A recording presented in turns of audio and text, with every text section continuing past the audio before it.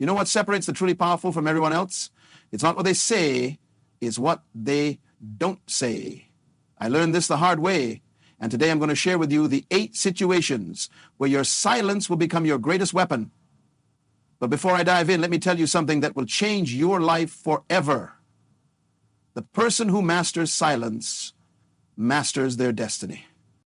I used to be the guy who had something to say about everything. Every conversation, every meeting, every argument, I was there, mud running, thinking I was proving how smart I was, until one day I realized something that hit me like a lightning bolt. The most successful people I knew, the ones who commanded real respect, they barely spoke. When they did, everyone listened. That's when I understood that words are like money. The more you spend, the less valuable they become. Think about this for a moment. We live in a world where everyone is screaming to be heard. Social media, conversations, meetings, it's all noise. But what if I told you that in this chaos of voices, your silence could be the loudest sound in the room? What if I told you that by choosing when not to speak, you could gain more power than any words could ever give you? The first situation where you must embrace silence is when someone is trying to provoke you. I call this the trap of emotional reaction. Picture this. Someone says something that cuts deep, something designed to make you explode. Your blood boils, your face gets hot, and every fiber of your being wants to fire back with something equally hurtful or defensive. This is the moment where 99% of people fail. They take the bait, they react, they lose. But here's what I discovered. When someone tries to provoke you and you remain silent, something magical happens. First, they don't get the satisfaction they're looking for. They threw their best punch and you didn't even flinch. Second, and this is crucial, your silence makes them question themselves. Did you not hear them? Are you so unbothered that their words mean nothing? This uncertainty is your power while they're trying to figure you out. You've already won. I remember being in a business meeting where a competitor tried to embarrass me in front of potential clients. He brought up a past failure, twisted the story, and painted me as incompetent. The old me would have defended myself, explained the situation, maybe even attacked back. Instead, I looked at him, gave a slight smile, and said nothing. The room went quiet. Everyone was waiting for my response, but I just moved on to the next point of my presentation. By the end of that meeting, I had signed the biggest deal of my career. Why? Because my silence spoke volumes about my confidence and professionalism.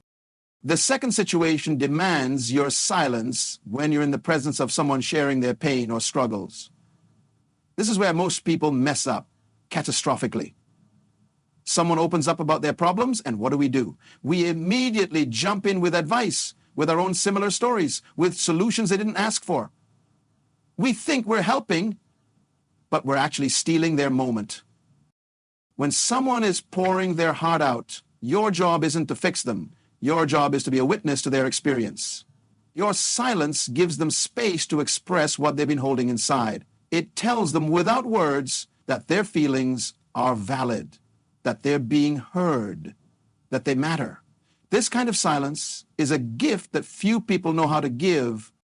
I learned this lesson when my closest friend was going through a divorce. Every time we met, I had advice, I had strategies, I had similar stories from other people. One day he looked at me and said, "Can you just listen?" That's when it hit me. My words, no matter how well-intentioned, were drowning out what he really needed, someone to simply be there. From that day forward, I practiced the art of silent support. And you know what? Our friendship became deeper than ever before. The third situation where silence becomes your superpower is during negotiations. Whether you're negotiating a salary, a business deal, or even something as simple as the price of a car, the person who speaks first after the offer loses. This is a law as fundamental as gravity in the world of negotiation. Here's why this works. When you make your offer or state your position and then remain silent, you create pressure, not on yourself, but on the other person. They feel compelled to fill the void, and in filling that void, they often reveal information you couldn't have gotten any other way. They might improve their offer, they might show their hand, they might negotiate against themselves, I once sat in a negotiation for a major contract. After stating our price, which was significantly higher than what they expected, I shut my mouth. The silence lasted for what felt like an eternity, probably 45 seconds. The other party started fidgeting. Then they started talking. First, they explained why the price was too high. Then, without me saying a word, they started suggesting ways they could make it work. By the time they finished talking, they had essentially agreed to 90% of what we asked for, all because I knew when to stop talking. The fourth situation is perhaps the most challenging for people in our modern age. When you're surrounded by gossip. We live in a culture that thrives on talking about others. It's entertainment, it's bonding, it's also poison. When you're in a group and the conversation turns to gossip about someone who isn't there, your silence becomes a statement of character. But here's the tricky part. If you speak up against the gossip, you might come across as preachy or holier than thou. If you participate, you become part of the problem. The solution? Strategic silence. Don't contribute, don't laugh, don't nod in agreement, just be quiet. Change the subject when you get the chance. Your silence in these moments builds a reputation that money can't buy, the reputation of someone who can be trusted. I've watched careers get destroyed by gossip. I've seen friendships end and opportunities vanish because someone couldn't keep their mouth shut about others. But I've also seen the opposite. I've seen people rise to incredible heights simply because they were known as the person who never spoke ill of others. When you refuse to participate in gossip through your silence, you become the person everyone trusts with their secrets. You become the safe space in a world full of judgment. The fifth situation where silence serves you is when you're learning something new. We live in an era where everyone wants to appear smart. We interrupt with questions to show we're engaged. We share related experiences to prove we understand. We nod and make sounds of agreement. But all of this noise prevents us from truly absorbing what's being taught. True learning happens in silence. When you're quiet, really quiet, you pick up on nuances that others miss. You hear the things that aren't being said. You notice the body language, the hesitations, the emphasis. You absorb not just the information, but the wisdom behind it. This is why the greatest students are often the quietest ones. They understand that every moment spent talking is a moment not spent learning. It transformed my life when I learned to be silent during learning opportunities. Whether it was in business seminars, personal development workshops, or even casual conversations with successful people, I practiced extreme listening. No interruptions, no clever questions to show off my knowledge, just pure, focused silence. The amount of wisdom I absorbed during these silent periods laid the foundation for everything I've achieved. The sixth situation is when you've accomplished something significant. This might seem counterintuitive. After all, shouldn't you celebrate your wins? Shouldn't you share your success? Yes, but not immediately, and not with everyone. When you achieve something great, and you immediately broadcast it, you dilute its power. You turn your achievement into just another social media post, another humble brag, another piece of noise in an already noisy world. Silence after success serves multiple purposes. First, it allows you to fully experience and internalize your achievement. You get to savor it without the need for external validation. Second, it creates mystery. When people eventually find out about your success, and they will, the fact that you didn't announce it makes it even more impressive. It shows that your achievements are for you, not for applause. I built a multi-million-dollar business, and most people in my life didn't know about it for years, not because I was hiding it, but because I wasn't advertising it. When people eventually found out, their respect for me multiplied. They realized I was the kind of person who did things for the satisfaction of doing them, not for the recognition. This kind of silence builds a different level of credibility. The seventh situation where silence is golden is when you're angry. Anger is like fire. It consumes everything in its path, including the person feeling it. When you speak from anger, you say things you can't take back. You make decisions you regret. You burn bridges that took years to build. But when you choose silence in your anger, you give yourself the greatest gift possible. Silence in anger doesn't mean suppression. It means creating space between the feeling and the response. It means recognizing that your angry words will not achieve what you want them to achieve. They won't make you feel better. They won't solve the problem. They'll only create new problems. Every relationship I've seen destroyed, every opportunity I've watched vanish, every reputation I've witnessed crumble, they all had one thing in common: words spoken in anger. I developed a rule for myself. When I feel anger rising, I go silent for 24 hours. No texts, no emails, no conversations about whatever triggered me. This silence has saved me more times than I can count. It's prevented me from sending that resignation letter I would have regretted. It's stopped me from ending relationships that just needed understanding. It's kept me from making business decisions that would have cost me everything. The eighth and perhaps most important situation for silence is when you need to hear your own inner voice. We live in a world of constant input. From the moment we wake up to the moment we sleep, we're bombarded with other people's thoughts, opinions, and agendas. Social media, news, conversations, entertainment is endless. In this chaos, the most important voice, your own inner wisdom, gets drowned out. This is why the most successful people I know have regular periods of complete silence. Not just quiet, but intentional silence, where they disconnect from all input and simply exist with their thoughts.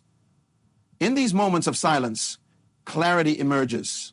Solutions to problems appear.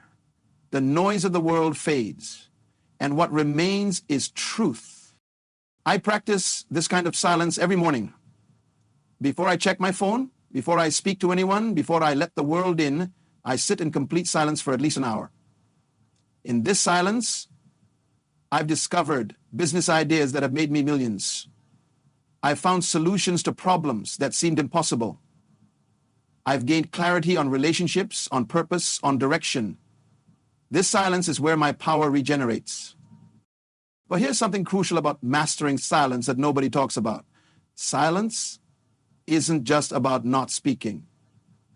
True silence is about creating space.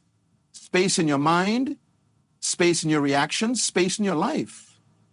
It's about understanding that not every thought needs to be expressed, not every opinion needs to be shared, not every battle needs to be fought. When you master silence, you master yourself. You become the person who doesn't need to prove anything to anyone. You become comfortable with being misunderstood because you know your truth doesn't require explanation.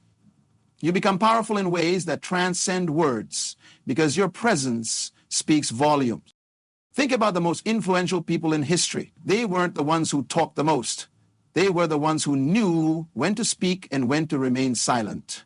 They understood that words are tools, and like any tool, they're only effective when used at the right time in the right way for the right purpose.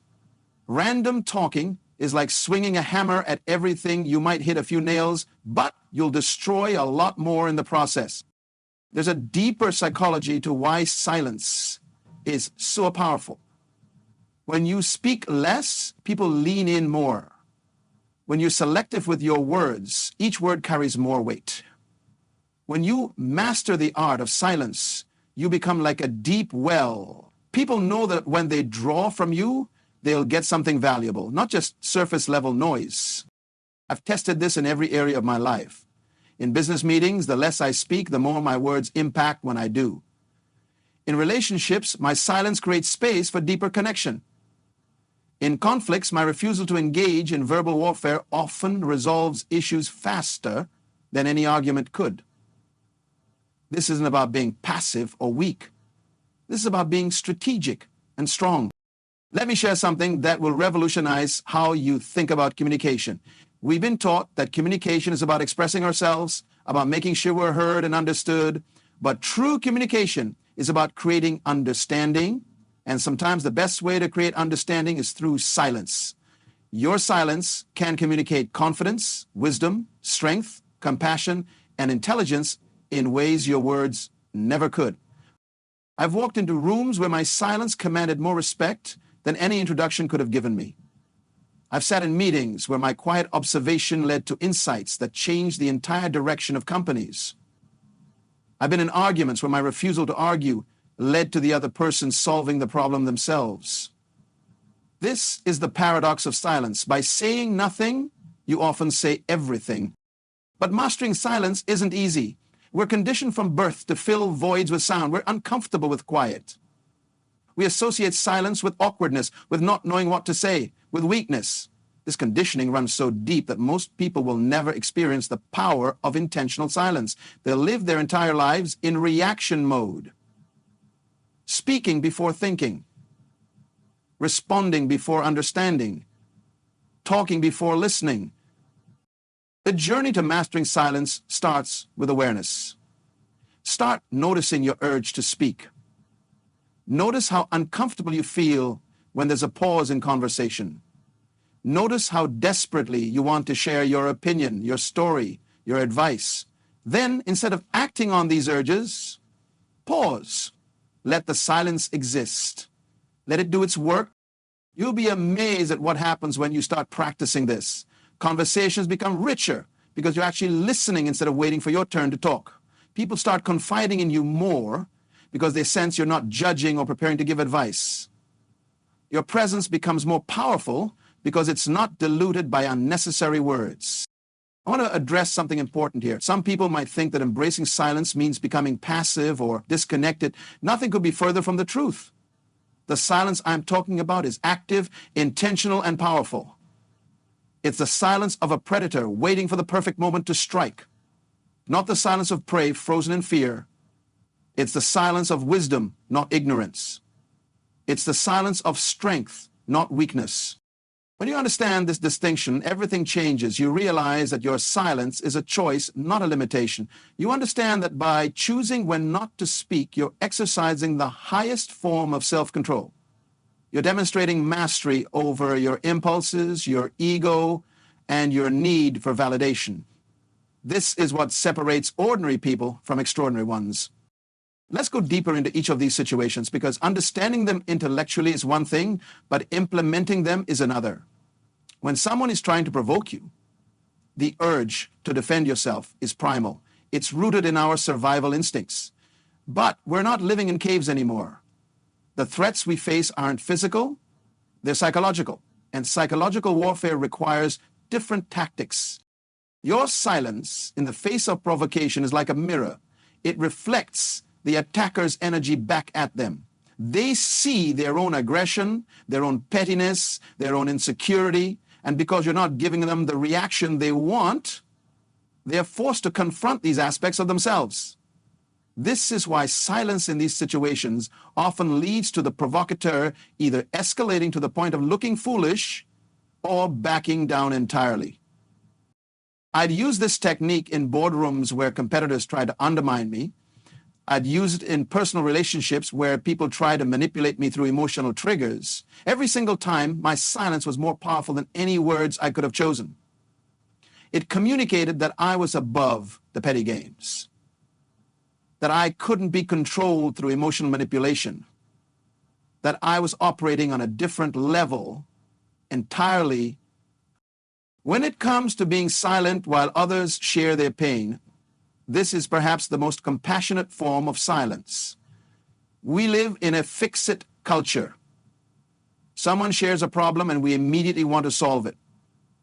But most of the time, people don't need solutions. They need to be heard. They need to feel that their pain is valid, that their struggles matter, that they're not alone. Your silence in these moments is a sacred space. It's a container where people can pour out their hearts without fear of judgment or unsolicited advice. This kind of listening, this kind of presence is so rare in our world that when you offer it, you become invaluable to the people in your life. You become the person they turn to, not because you have all the answers, but because you have the wisdom to know when answers aren't what's needed. In negotiations, silence is your tactical advantage. Every negotiation has a rhythm, a dance of offers and counteroffers, of positions and concessions. When you introduce strategic silence into this dance, you disrupt the rhythm in your favor. The other party expects you to respond immediately to their offer. When you don't, it creates cognitive dissonance. They start wondering if their offer was too low, if they've reread the situation, if they need to sweeten the deal. I've sat in negotiations where my silence led to the other party increasing their offer 3 times without me saying a word. They literally negotiated against themselves because they couldn't handle the pressure of the silence. This isn't about being manipulative. This is about understanding human psychology and using it ethically to achieve fair outcomes. If your position is reasonable and your silence leads to a better deal, you've simply used a tool that's available to everyone but mastered by few. The silence you maintain around gossip is a testament to your character. In every organization, in every social group, there are people who bond through talking about others. It's an easy way to feel connected, to feel superior, to feel like you're part of the inner circle, but this temporary connection comes at a huge cost. It erodes trust, creates toxic environments, and ultimately limits your growth. When you refuse to participate in gossip, something interesting happens. At first, people might think you're aloof or judgmental, but over time, they realize you're trustworthy. They start sharing real things with you, not just surface-level gossip. They seek your advice on important matters. They recommend you for opportunities because they know you can be trusted. Your silence in the face of gossip becomes your calling card, your reputation, your personal brand. Learning in silence is about humility. It's about recognizing that no matter how much you know, there's always more to learn. It's about understanding that your questions and comments, no matter how insightful you think they are, might be preventing you from receiving the full transmission of knowledge. When you're truly silent while learning, you pick up on subtleties that others miss. You hear the wisdom between the words. You absorb not just information, but understanding. I've sat with masters in various fields, and the most valuable lessons came not from what they said, but from what I observed in silence. The way they moved, the way they thought, the way they approached problems. These things can only be absorbed in quiet observation. Your clever questions might make you feel smart, but your silence makes you wise. Being silent about your successes is about understanding the true nature of achievement. When you achieve something significant and immediately share it with the world, you're seeking external validation. You're saying that your achievement isn't complete until others acknowledge it. But when you can achieve something and be satisfied with your own knowledge of it, you've reached a different level of maturity and self-assurance. This doesn't mean you never share your successes. It means you're selective about when, how, and with whom you share them. It means your sharing comes from a place of contribution, not neediness. When you do eventually share, it's to inspire others or to teach, not to seek approval. This kind of sharing has a completely different energy, and people can feel it. The silence you maintain when angry is perhaps the most practical form of wisdom. Anger clouds judgment. It narrows perspective. It makes smart people do stupid things. When you speak from anger, you're not speaking from your highest self. You're speaking from a triggered, reactive place that doesn't represent who you really are or what you really want. I've seen people destroy decades-long friendships with words spoken in a moment of anger. I've watched careers end because someone couldn't keep their mouth shut when they were triggered.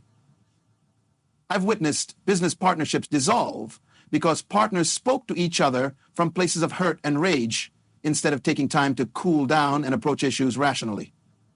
Your silence when angry isn't suppression, it's wisdom in action. Creating silence to hear your inner voice is about recognizing that you have an internal guidance system that's always available, but often drowned out by external noise. This inner voice isn't some mystical concept. It's your accumulated wisdom, your intuition, your deeper knowing that emerges when you create space for it. In our noisy world, this inner voice is your competitive advantage. It's your direct line to insights and solutions that others miss because they're too busy consuming and reacting. The practice of regular silence, of creating these spaces in your life, is what separates those who react to life from those who create their lives. In silence, you can hear what you really want, not what you've been programmed to want. You can feel what's truly important to you, not what society says should be important. You can access solutions that come from your unique perspective and experience, not from what you've read or heard from others. As I continue sharing these insights with you, I want you to understand that mastering silence is a journey, not a destination. You won't get it right every time. There will be moments when you speak when you should have remained silent. There will be times when your silence is misinterpreted. There will be situations where finding the balance between speaking and not speaking feels impossible. This is all part of the process. What matters is that you start. What matters is that you begin to see silence not as the absence of something, but as the presence of everything. In silence, there's power. In silence, there's wisdom. In silence, there's connection. In silence, there's clarity. Most importantly, in silence, there's choice. The choice to respond rather than react. The choice to observe rather than judge. The choice to understand. And I want to share with you some advanced strategies for implementing silence in your life. First, start small. Don't try to become a master of silence overnight. Pick one situation from the 8 I've shared and focus on that for a week. Maybe you start with not responding to provocation. Every time someone tries to trigger you this week, practice your silence. Notice what happens. Notice how it feels. Notice the results. Once you've gotten comfortable with one form of silence, add another. Layer these practices until they become second nature. You'll know you're making progress when silence starts to feel more natural than speaking. When your default becomes observation rather than participation. When you find yourself automatically pausing before responding to anything. There's a phenomenon I've observed in people who master silence. They develop what I call presence. When they walk into a room, people notice. Not because they're loud or attention-seeking, but because they carry a different energy. They're centered. They're grounded. They're not trying to prove anything to anyone.